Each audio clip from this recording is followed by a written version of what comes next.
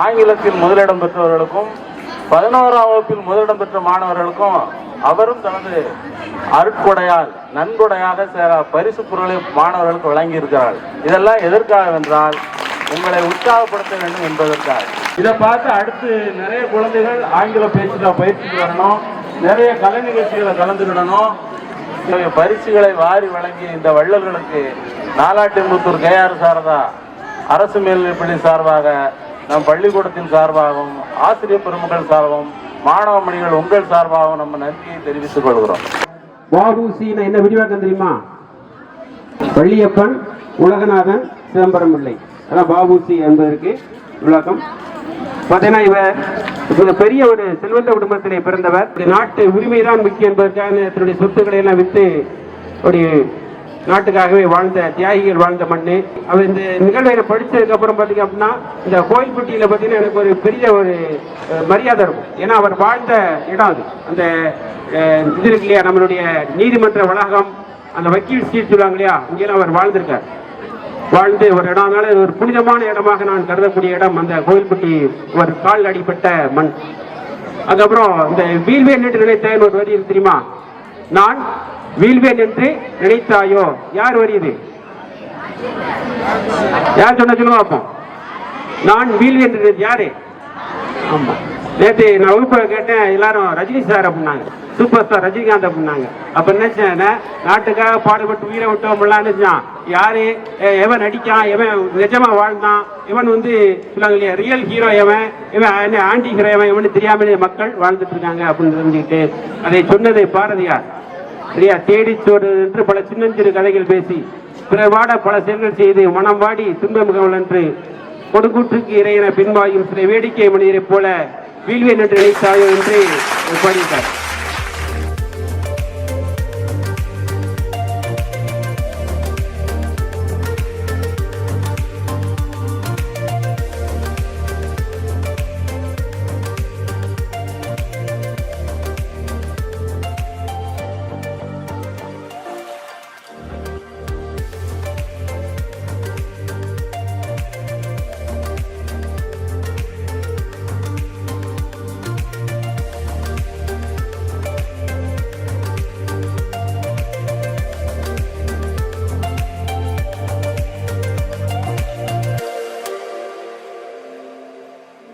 JRC, thank you, clap, go.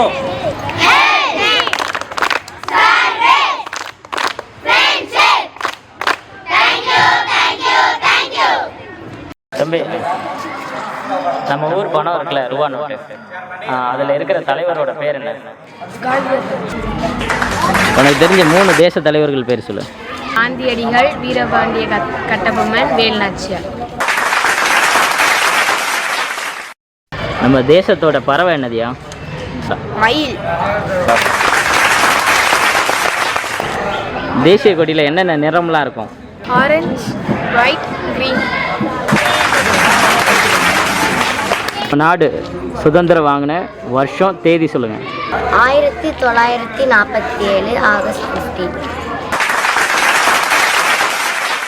Gandhi ஜெயந்தின்னு ஒரு விழா கொண்டாடுவாங்க தெரியுமா?